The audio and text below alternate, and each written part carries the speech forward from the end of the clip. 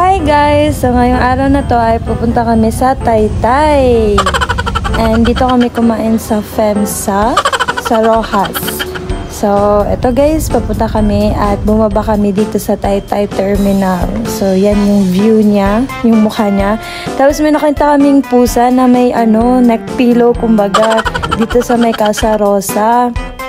Ang ganda dito guys, tingnan niyo naman. O diba? Parang Mamma Mia vibes, ganon. Tsaka andyan yung kuta, makikita yung kuta and yung dagat, ganon. Ang ganda guys, timing din, maganda yung sunlight, sun rays, ewan ko ba. Basta guys, grabe na-enjoy ko dito kasi parang paraiso siya, parang ganon. And ito yung in-order namin guys, mga pizza and carbonara. Ang sarap din ng food nila. Ito yung sunset guys. Kita nyo naman yan. And ito pag gabi. Ganito siya. So may mga lights. So kinabukasan, pupunta kami sa Paraiso Roberto. So ganyan yung daan papunta doon. Malayo pala siya guys. Akala ko mga 30 minutes lang. Pero mga 1 hour din yung biyahe namin papunta doon. So magra-ride kayo guys kasi nagkamali kami. Pumunta kami dun sa Maraguyo banda. So ganito yung Paraiso Roberto. Yan si Chip guys. Late ko lang din nalaman yung pangalan niya. And sad to say, namatay na po siya. Hindi ko po alam kung anong reason ba't siya namatay. See guys, ang ganda din dito sa Taytay talaga.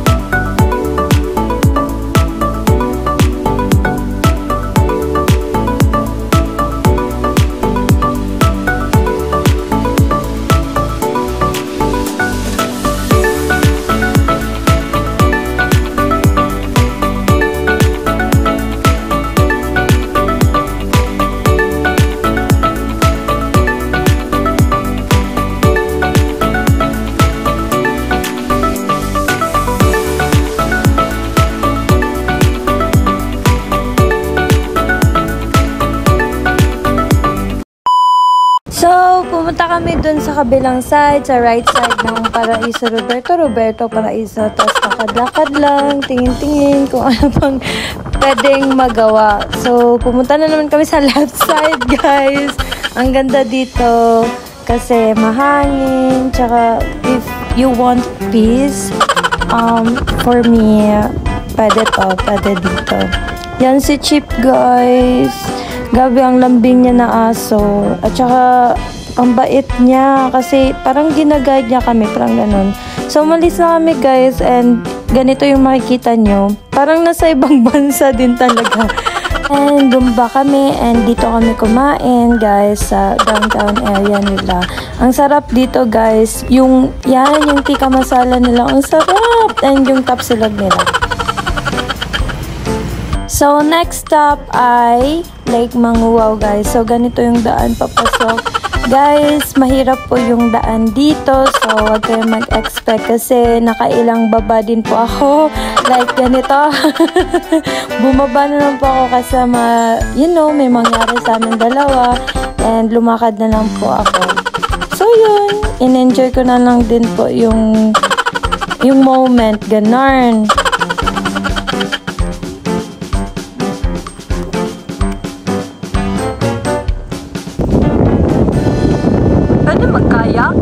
So, ito po yung mga prices nila sa mga activities dito, guys. Take note, guys, mahirap po magpa-drone dito. Kaya, nasa inyo na po kung gusto nyo mag-take ng risks.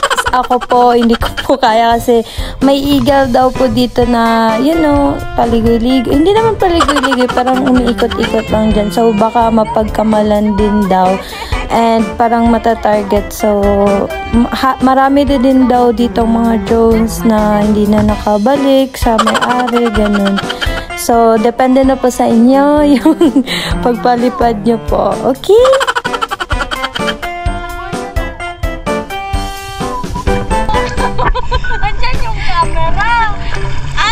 eh. Hindi ko nakita. Nakita mo lang yan sa ano. Green yan yung front. Ano. Sorry naman. Ayan si Alexa. Ayusin mo pa video. Nakita mo yan? Ang galingan mo guys. Ako pa din yung nagkakayak. Galingan mo naman. Mapupunta na tayo sa ano. Sa gilid ay. Gilid na tayo. Wala na.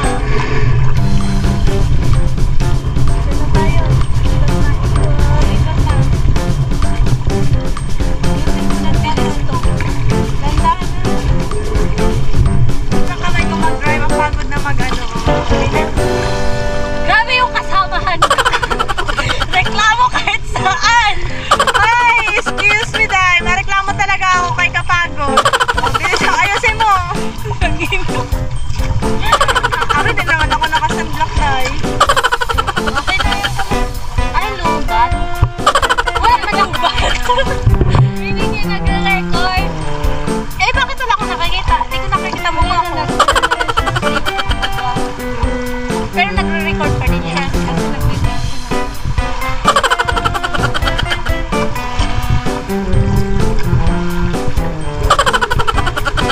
So, kita ka na yan, Lex.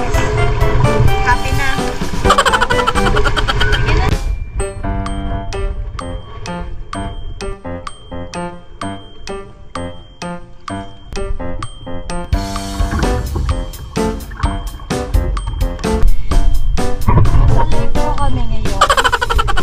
Nagsasagwan.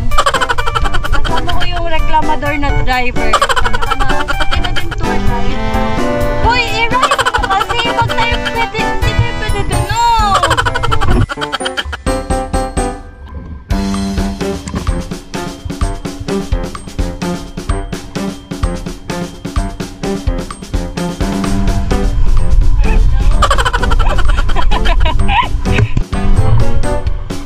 Bakit kaya papunta ka dito? Hey! Ano siya? Muddy na siya. Takot na eh.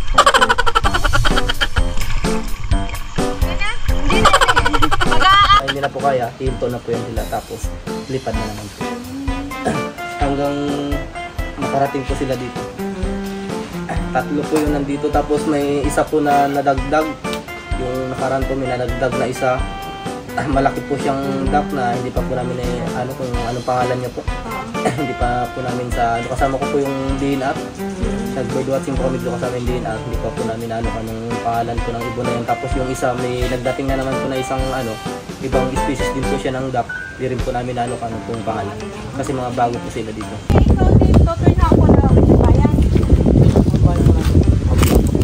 Pero ikaw daga caretaker dito.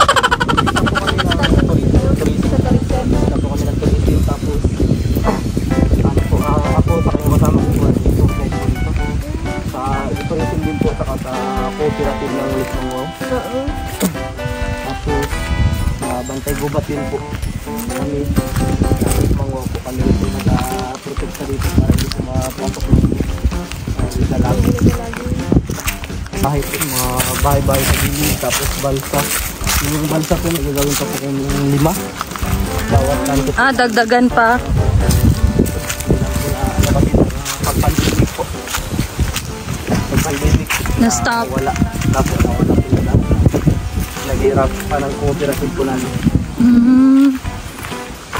Oh. Tabuntig lang ah. Nakapunta ka doon? Sabon Cave? Saan banda? Ison? Ay, wala pa. Yung bago lang inopen? Tagal na yun. Inano lang yun ah. Ay, Gimarket. Yung pagkaiba lang po ng sa Tabon Cave kasi po yun doon parang siminto po ata yung trail po nila. Oo. Dito po kasi native lang po, kahoy lang po yung inano dito. Plus ano, ang tawag nito.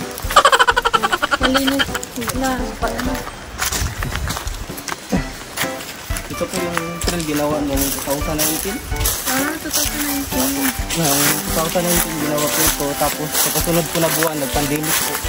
Na-stop na naman. Na-stop po. Ito yung unang ginawa po na trail tapos bago yun sa kabila po.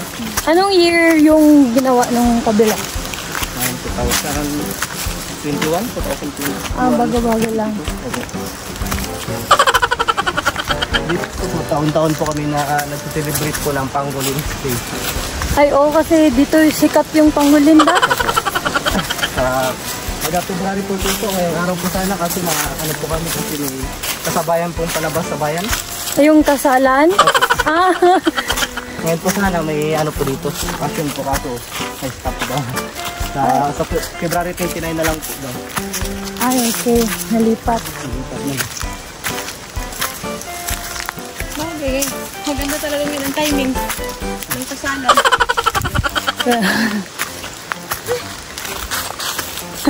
Hindi po, pang naman ako.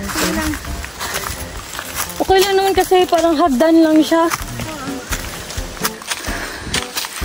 Today,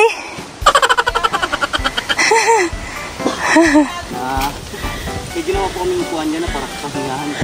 pwede din puntahan. Okay. Hindi ko lang po alam kung ano na po ipapangalan namin doon sa isang trail na gagawin namin. Oo. Mas mataas po yun dito.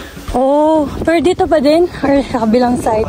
Kita po yung Taytay, tapos yung Malampaya. As in. Marami pong makikita doon na masyado lang pumataas. Po ito na, iabot po ng 450. So, yun nga po, no? Nag-hike po kami. At ang ganda, guys, ng view dyan sa view deck nila. So, yun nga, may sinabi si Kuya na may gagawin pa silang view deck na kita po yung buong Taytay. So, abangan nyo, guys. Kasi dito pa lang ang ganda niya na.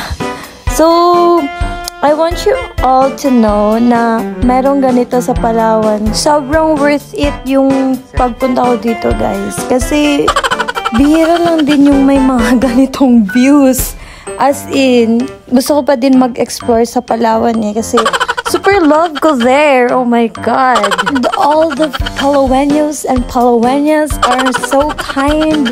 And so, pero totoo guys, ang babae talaga ng mga Palaweños guys. Kung may kakilala kayo, as in, masasabi nyo talaga kung ano sila. And, shout out sa kala Nanay Den Mabanglo family, kay All Rock. Gusto naman po shout out kasi yun nga, I'm super thankful sa kanila kasi nagsusupport sila sa akin.